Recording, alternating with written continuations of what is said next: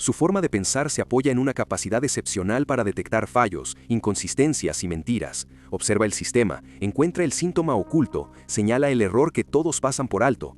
Ahí parece imparable. El problema es que su mente opera casi exclusivamente en ese registro, identificar fallas ajenas sin someter su propio proceso a la misma prueba.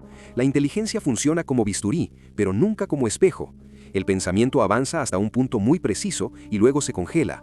Reconoce patrones, anticipa consecuencias, desmonta narrativas falsas, pero no atraviesa el siguiente umbral, el de explicarse a sí mismo por qué repite ciertas conductas y qué costo tienen. La emoción no se regula, se anestesia. El dolor no se procesa, se evade con ironía, cinismo y control. La acción no se disciplina, se automatiza.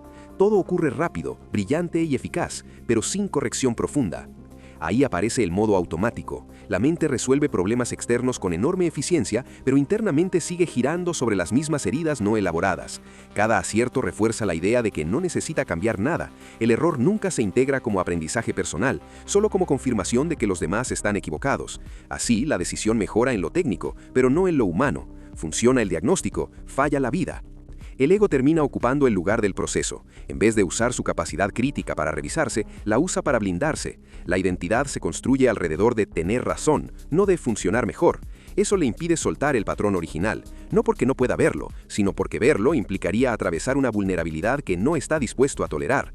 La explicación se queda a mitad de camino, explica el mundo con precisión quirúrgica, pero no se explica a sí mismo. Por eso su pensamiento se queda corto, no por falta de inteligencia, sino por exceso de defensa. Mientras la mente siga orientada a ganar el caso y no a corregir el sistema interno, el ciclo se repite. La brillantez resuelve, pero no transforma. Y sin transformación, el patrón sigue heredándose hacia adentro, aunque hacia afuera todo parezca funcionar. La forma de pensar deja de ser solo un rasgo individual y se convierte en un sistema cerrado. Cada vez que el método automático funciona, cuando acierta, cuando gana, cuando demuestra que los demás están equivocados, el sistema se refuerza. El éxito no corrige, estabiliza. La mente aprende que no necesita cambiar porque obtiene resultados visibles. Pero esos resultados solo confirman la eficiencia externa, no la salud interna. El problema es que el sistema está mal calibrado desde el origen. El impulso que lo mueve no es la curiosidad genuina por mejorar, sino la necesidad de no volver a sentir una herida antigua. El análisis se usa como mecanismo de control. Si entiendo todo, nada me toca. Si desenmascaro a todos, nadie me hiere. La emoción no se regula, se mantiene a raya. Eso crea una retroalimentación constante donde la misma estrategia que evita el dolor impide la corrección.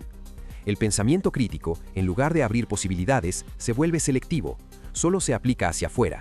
Hacia adentro, cualquier señal de error se descarta, se ironiza o se intelectualiza. El sistema se vuelve inmune a la refutación personal. No importa cuántas consecuencias negativas se acumulen, soledad, conflicto, autodestrucción, siempre hay una explicación brillante que justifica continuar igual. El bucle se mantiene estable, aunque sea destructivo. Aquí es donde el modo explicativo nunca termina de activarse. Explicar de verdad implicaría conectar el síntoma con el origen, la conducta con la herida, la decisión con la emoción no regulada, pero eso exigiría detener la máquina, bajar la velocidad y aceptar que algunas certezas no sobreviven al contacto con la propia historia. El ego lo impide. Prefiere el control del diagnóstico al riesgo de la integración. Así, el error no se corrige, se recicla. Se repite con mayor sofisticación. Cada decisión parece racional, pero está condicionada por el mismo patrón inicial. El sistema no aprende, porque aprender implicaría cambiar la regla que lo hace funcionar. Y mientras esa regla no se toque, el resultado será siempre el mismo: brillantez sostenida sobre desgaste interno. Este es el punto ciego central, la confusión entre eficacia y progreso. Resolver problemas no es lo mismo que evolucionar. Sin regulación emocional, sin disciplina interna y sin revisión honesta de las decisiones, el pensamiento se vuelve una herramienta poderosa al servicio del estancamiento.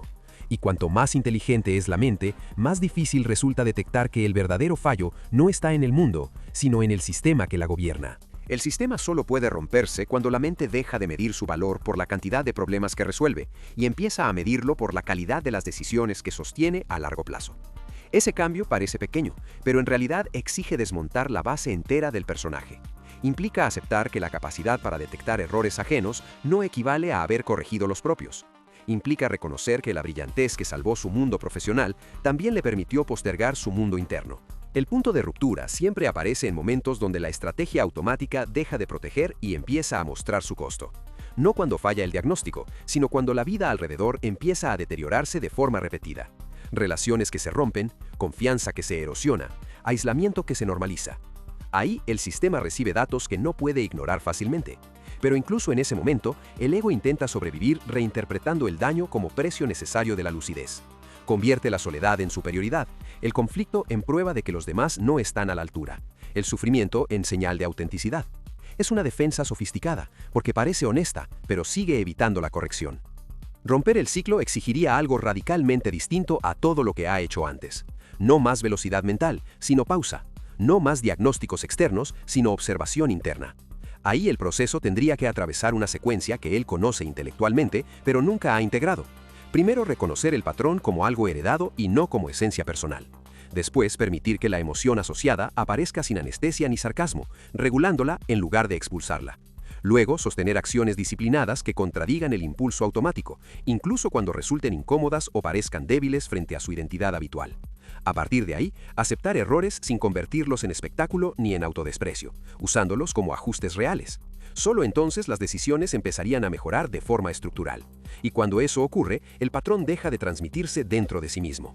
El problema es que ese camino no ofrece recompensas inmediatas, no da reconocimiento, no refuerza la imagen de genio implacable, no produce la satisfacción instantánea de tener razón. Exige renunciar a la narrativa que lo sostuvo durante años. Por eso casi nunca ocurre, no porque falte inteligencia, sino porque falta un tipo específico de valentía, la de permitir que el yo que funcionaba deje de ser el centro. Si ese paso se diera, su forma de pensar no perdería potencia, la ganaría.